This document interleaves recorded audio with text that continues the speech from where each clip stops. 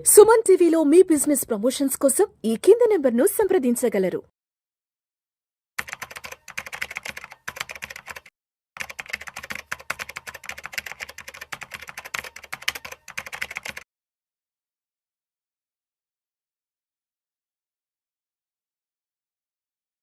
నమస్తే, నేను మీ రేవంత్ చలమల. సో రీసెంట్గా చాలామంది క్లయింట్స్ తోటి కానీ చాలామంది మిత్రులతో మాట్లాడుతున్నప్పుడు చాలామందికి కూడా ఏదో ఒక హెల్త్ ఇష్యూ ట్రిగర్ అయిపోతుంది ఎర్లీ ఏజెస్లోనే. సో ఏంటి అని చెప్పేసి వాళ్ళు అసలు మాట్లాడుతూ పోతూ ఉండగా, సరే కొంచెం దీని మీద ఎక్సర్సైజ్ చేద్దాము, చేస్తే మన వ్యూవర్స్కి కూడా అది మనకు హెల్ప్ అవుతుంది, ఎక్కడ అసలు సమస్య ట్రిగ్గర్ అవుతుంది అని చెప్పి దాని మీద కొంత ఎక్సర్సైజ్ చేసే ప్రయత్నం చేసినప్పుడు అన్నిటికీ ఒకటే కారణం, డబ్బులని తెలిసాడు. సో ఇక్కడే వచ్చింది ఒక డిఫరెన్స్. స్టాండర్డ్ ఆఫ్ లివింగ్ని పెంచుకునే ప్రయత్నం చేయాలి, ఒక మంచి పెద్ద ఇల్లు కొనుక్కోవాలి, పెద్ద కార్ మెయింటైన్ చేయాలి, పెద్ద పెద్ద స్కూల్స్లో పిల్లల్ని చదివించాలి, గొప్పగా పెళ్ళిళ్ళు చేయాలి, అంత గొప్పగా చేయాలి అన్న దాంతో పాపం డే అండ్ నైట్ ఖాళీ లేకుండా వర్క్ చేస్తున్నారు అందరూ.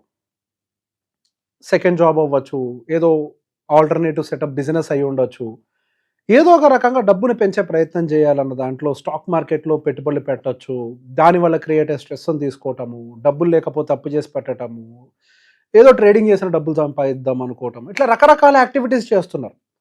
That could be any kind of, even జాబ్లో అయినా అది స్ట్రెస్ తీసుకోవటము, రకరకాలుగా. ఇంత స్ట్రెస్ని క్రియేట్ చేసుకుంటూ ఫైనల్గా ఏమైనా అచీవ్ అవుతున్నారా అని చెప్పేసి చూస్తే, వాళ్ళ half of the work life అయిపోయిన తర్వాత నగరకు వచ్చినప్పుడు నేను చూస్తే ఫైనల్గా వాళ్ళు ఏమీ వెనక్కి తిరిగి చూస్తే ఏమి ఉండదు. ఏదో 4 ఈఎంఐలు, ఆ ఈఎంఐకి తోడున్న ఒక ఇల్లు దానికి తోడున్న ఈఎంఐ కాదు, 4 ఈఎంఐలు దానికి తోడుండే ఒక ఇల్లు, ఇంకో ఈఎంఐ దానికి తోడుండే ఒక కారు, ఒక ఈఎంఐ దానికి తోడుండే ఇంకో ప్రాపర్టీ, ఏదో అంతే. దాంతోపాటుగా ఇంకేమొస్తున్నాయనంటే కావాల్సినంత స్ట్రెస్, ఆ స్ట్రెస్తో పాటు తోడుగా వచ్చే కొన్ని రోగాలు, షుగర్లు, బీపీలు, క్యాన్సర్లు, స్ట్రోక్స్, కొలెస్ట్రాల్లు, XYZ you name a disease. వాళ్ళు దాన్ని సింపుల్గా అనకండి అదేదో క్వాలిటీ ఆఫ్ ఫుడ్ వల్ల జరుగుతుందని. క్వాలిటీ ఆఫ్ ఫుడ్ కొంత కాంట్రిబ్యూట్ చేస్తుంది, స్ట్రెస్ మెజారిటీ కాంట్రిబ్యూట్ చేస్తుంది. ఇంత సాధించి మనం గెలుస్తామా అంటే యుద్ధంలో ఫైనల్ ఓడిపోతాం. గెలిచేవాళ్ళు ఏదో ఒకళ్ళు ఇద్దరే ఉంటారు. ఎక్కడైనా చూడండి, గెలుపు అనేది అంటే ఆ నెంబర్ 1 పొజిషన్ ఒకరికో ఇద్దరికో దొరుకుతుంటుంది, అందరికీ దొరకదు. ఇండస్ట్రీకి మెగాస్టార్ ఒకడే ఉంటాడు, స్టాక్ మార్కెట్కి చుందిన వాళ్ళు ఒకడే ఉంటాడు, ప్రపంచానికి వారన్ బఫెట్ ఒకడే ఉంటాడు. అట్లా ప్రతి ఇండస్ట్రీలో, ఈవెన్ ఐఐటి ఎగ్జామ్ కొని ఇంతమంది రాస్తే వచ్చేది ఎంతమందికి. So the point here is, ఫైనల్గా అందరం గెలుస్తూ అంటే లేదు, కానీ ఫైనల్గా ఏం కోల్పోతున్నాం అంటే లైఫ్ను కోల్పోతున్నాం. సో ఇప్పుడు ఏం చేయాలి? మనం చేయాల్సింది క్వాలిటీ ఆఫ్ లైఫ్ని బిల్డ్ చేయడం. మరి అట్లా క్వాలిటీ ఆఫ్ లైఫ్ అని అంటే మరి మిగతా అన్ని పోతాయి కదా, మన లైఫ్లో ఏమి అచీవ్ కావాలంటే ఎవరు చెప్పారు అచీవ్ కాలేమని చెప్పి? We can achieve everything. Who said no?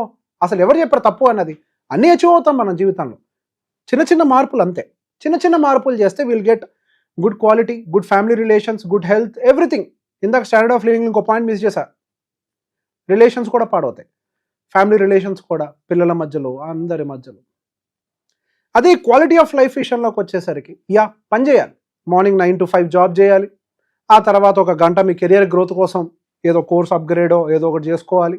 Maybe ఒక 6 to 7 ట్రావెల్ పెట్టుకున్నా, 7 to 8 కష్టపడ్డా మీ కెరియర్ డెవలప్మెంట్ కోసం, 8 to 9 పిల్లల కోసం పిల్లలతో స్పెండ్ చేసిన, ఒక 9 to 10 ఫ్యామిలీతో కూర్చొని ఏదైనా డిన్నర్ లాంటి ఏమైనా ప్లాన్ చేసుకున్నా, లేదా ఒక చిన్న స్లీప్ ఓవర్ ప్లాన్ చేసుకోండి మీ పిల్లలతోటి. ప్రశాంతంగా రాత్రికి ఏ ఆలోచన లేకుండా ప్రశాంతంగా నిద్రపోండి, రేపు ఏం జరుగుద్దో లేదన్న భయం లేకుండా ప్రశాంతంగా నిద్రపోండి. బట్ డబ్బులు ఎక్కడ వస్తాయి ఎక్కడి నుంచి అని అంటే ఇక్కడే వస్తుంది రోల్. ఇక్కడ మనం ఒక పాయింట్ గుర్తుపెట్టుకోవాల్సింది ఏంటంటే, మనం ఏదో చేసేద్దామని చెప్పి ప్రయత్నంలో ఏదో చేసేస్తుంటాం కదా. యాక్చువల్గా మీరు ఏం చేయాలనుకున్నది మీ జాబ్తోటే చేయాలి. మీ జాబ్నే ప్రశాంతంగా 9 to 5 జాబ్ చేసుకోండి, వచ్చిన డబ్బుల్ని సంపాదించుకున్న దాన్ని జాగ్రత్తగా ఇన్వెస్ట్మెంట్ పెట్టుకోండి. మరి ఇన్వెస్ట్మెంట్ పెడితే ఇందాక కూడా చెప్పారు కదా, ఇన్వెస్ట్మెంట్ వెనకాల పెడితే మళ్ళీ టెన్షన్ ఉంటుంది కదా అని చెప్పి ఇన్వెస్ట్మెంట్లు పెట్టడానికి కూడా కొన్ని విధానాలు ఉన్నాయి. అన్ని పనులు మనవి కాదు. ఇప్పుడు నాకు ట్రేడింగ్ వచ్చు, కానీ స్టాక్స్ కొనను. నేను నిర్మోహటంగా అందరికీ చెప్తా, ఐ డోంట్ బై స్టాక్స్. మనకు వచ్చిన ప్రతి పని మనం చేయాల్సిన అవసరం లేదు, నా పాయింట్ అది. కొన్ని పనులను వదిలేయాలి అవసరమైతే. మనం కొన్ని పనులు వదిలేస్తేనే మన జీవితం ప్రశాంతంగా ఉంటుంది, కొన్నిటికి టైం ఇవ్వగలుగుతాం లైఫ్లో. అక్కడ వదిలేస్తున్నాం కాబట్టి ఇప్పుడు టైం ఎక్కువ ఇవ్వగలుగుతున్నాం when compare to other people. మనకి ఇంట్లో గిన్నెలు తోమడం కూడా వస్తుంది, కానీ పనులను పెట్టుకుంటాం కదా. బట్టలు ఉతకడం వస్తుంది, పనులను పెట్టుకుంటాం కదా. అన్ని పనులు మన లైఫ్లో చేయాల్సిన అవసరం లేదు. అలానే ఇన్వెస్ట్మెంట్స్ పాయింట్ ఆఫ్ వ్యూలో కూడా మ్యూచువల్ ఫండ్ ఇండస్ట్రీకి వదిలేయండి మీ ఇన్వెస్ట్మెంట్స్ని. అక్కడ ఫండ్ మేనేజర్ ఉంటాడు, మీకు నచ్చిన దాంట్లో పెట్టుకోండి, ఎక్కడెక్కడ నేను చెప్పను, వాళ్ళు చూసుకుంటారు. ఫండ్ మేనేజర్కి అప్పచెప్పేసేయండి, ఒక మంచి ఫండ్ మేనేజర్ని చూసుకొని వాళ్ళకి అప్పచెప్తే మీ ఇన్వెస్ట్మెంట్స్ని వాళ్ళు డెవలప్ చేస్తారు. వాళ్ళ దగ్గర మంచి రీసెర్చ్ టీమ్ ఉంటుంది. ఒక సిఏఓ ఉంటాడు, చీఫ్ ఇన్వెస్ట్మెంట్ ఆఫీసర్ అని. ఒక ఈక్విటీ టీం ఉంటుంది, ఒక డెప్ట్ టీం ఉంటుంది. వాళ్ళందరూ కలిసి మీ ఇన్వెస్ట్మెంట్స్ని వాళ్ళు పెంచుతారు. ఏం సాధిస్తాం? ఇప్పుడు మార్కెట్ కూడా పడ్డది కదా, ఇప్పుడు ఒకసారి మీరే అనలైజ్ చేసుకోండి. విపరీతంగా స్టాక్స్ కొన్న వాళ్ళు ఉంటారు, మ్యూచువల్ ఫండ్స్ కొన్న వాళ్ళు ఉంటారు. ఏ పోర్ట్ఫోలియో ఎలా ఉందో మీరే కంపేర్ చేసుకోండి. మ్యూచువల్ ఫండ్ పోర్ట్ఫోలియో ఇప్పుడు బాగుందా, లేకపోతే ఇప్పటికిప్పుడు చెప్తున్నాను నేను, ఒకప్పుడు పెరిగింది మాటలు వద్దు, ఇప్పటికిప్పుడు ఏంటి అనేది ఏది బాగుందో ఇప్పుడే కంపేర్ చేసుకోండి. ఎంత పరిగెట్టినా మనం ఇక్కడ ఏం సాధించేది లేదు. మార్కెట్ ఎంత ఇవ్వగలుగుతుందో అంతే ఇస్తుంది. మరి అనవసరంగా పరిగెట్టి పరుగుల్లో అన్నెసరిగా క్వాలిటీ ఆఫ్ లైఫ్ని ఎందుకు మిస్ చేసుకోవాలి? ఉన్న కొద్దిపాటి టైం ఏదో, ఆ గంట ఏదో ఈ మార్కెట్ల చుట్టూ పరిగెట్టే బదులు live it to the fund manager, let him take care of your funds. ఆయన చూసుకుంటాడు కదా. ఇప్పుడు నెలకి ఒక 50,000 ఎస్ఐపి వేస్తారు అనుకుందాం, సంవత్సరానికి 6 లక్షలు ఎస్ఐపి వేస్తున్నారు అనుకుందాం. R&D ఏం సంపాదిస్తారు? ఒక 1% ఎక్కువ సంపాదిస్తారా? ఏమొస్తుంది 1% తోటి మీ క్వాలిటీ ఆఫ్ లైఫ్ అంతా తిరిగి వస్తుందా? మీకు తిరిగి రాదు కదా. ఎందుకు మరి మనకి ఇదంతా? పోనీ అనుకుందాం, ₹1,00,00,000 ఉన్నాయండి, మ్యూచువల్ ఫండ్కి వదిలేస్తే ఒక 15%, 15 లక్షలు రిటర్న్ వచ్చింది. కింద మీద పడితే ఏమొస్తుంది? ఇంకో 2 లక్షలు ఎక్కువ వస్తాయేమో మీకు, అంతే కదా. 17 లక్షలు వస్తాయేమో, అంతే కదా. మీరు కష్టపడితే అంటే మీ సంవత్సర జీవిత విలువ, ఆ విలువలు ఏమేమి ఉంటాయనంటే your health, your family relations, your kids, everything, your career growth. ఈ కెరియర్ గ్రోత్ని ఎంతమందిని వదిలేస్తారు పట్టించుకోకుండా, వీటిని వెనకాల పడి ఎన్ని కాంప్రమైజ్ అయిపోతున్నారు. 2 లక్షలు నిజంగా అంత విలువ? ₹1,00,00,000 కొని మహా తేడా వస్తే 2 లక్షలు తేడా వస్తుంది. నిజంగా అంత విలువ అది?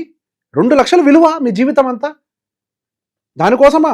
₹1,00,00,000 అకౌంట్ అంటే చాలా పెద్దగా బిల్డ్ అయి ఉండాలి. అంటే మీ పొజిషన్ కూడా చాలా పెద్దగా అయి ఉండాలి. ఆ టైంకి చాలా జీతం కూడా వస్తుండాలి. అంటే మీరు ఇంకొంచెం కష్టపడితే మీ జీవితం ఇంకెంత పెరుగుద్దో, మీ క్వాలిటీ ఆఫ్ లైఫ్, మీ పిల్లల జీవితానికి మీరు ఎంత కాంట్రిబ్యూట్ చేయగలుగుతారు, ఎంత టైం మీ పిల్లలకి ఇవ్వగలుగుతారు.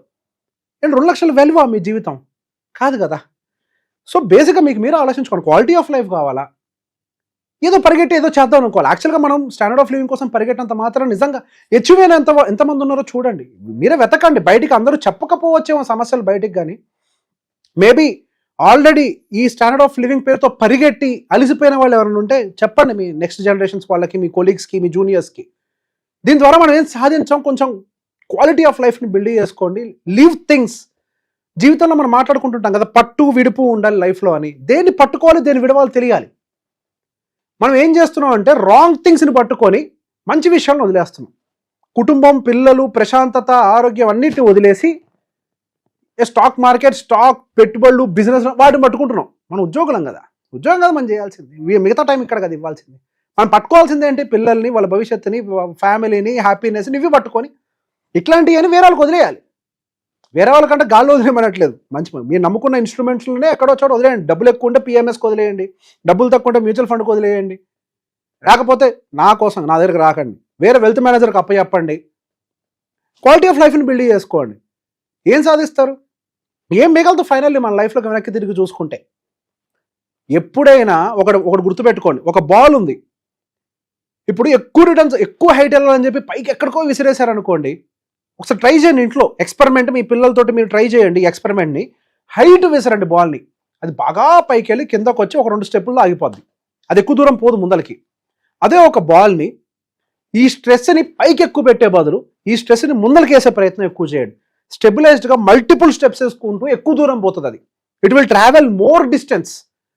సో పోర్ట్ఫోలియోని ఇమీడియట్గా, మన వెల్త్ని ఇమీడియట్గా ఎంత పైకి తీసుకెళ్తా ఉన్న దాని మీద మీరు స్ట్రెస్ పెడితే దూరం ట్రావెల్ చేయలేరు మీ లైఫ్లో. మీ ఎనర్జీ అంతా కూడా స్టేబుల్గా నా లైఫ్ని ముందరకు వెళ్ళాలి అని దాని మీద కనుక పెట్టినట్లయితే ఎక్కువ దూరం వెళ్తారు లైఫ్లో. ట్రై చేయండి. ఒక బాల్ చేతిలో పెట్టుకొని ఒక దాన్ని పైకి ఇట్లా ఇసిరేయండి ఫోర్స్ తోటి, ఒక బాల్ ఇట్లా ఫోర్స్ తోటి ముందరికి ఇసిరేయండి. ఎక్కువ స్టెప్స్ అవుతుంది, ఎక్కువ దూరం పోతుంది. ఇది క్వాలిటీ ఆఫ్ లైఫ్. ఎక్కువ దూరం వెళ్తాం కదా క్వాలిటీ ఆఫ్ లైఫ్. అందులో ఎక్కువ స్టెప్స్ ఇన్వాల్వ్ అయ్యి ఉండాలి. అందులో మన పిల్లలు, ఫ్యామిలీ, ఫ్రెండ్స్, హ్యాపీనెస్, హెల్త్, అన్ని నెంబర్ ఆఫ్ స్టెప్స్ ఇన్వాల్వ్ అయ్యి ఉంటాయి. ఇందులో ఏం మిగలదు. కాబట్టి మీ క్వాలిటీ ఆఫ్ లైఫ్ మీ చేతుల్లో ఉంది. You have to choose whether you want the quality of life or the standard of life. రెండు దీన్ని తప్పనట్లేదు. మీకు ఏది కావాలో మీరే ఎంచుకోండి. Thank you very much.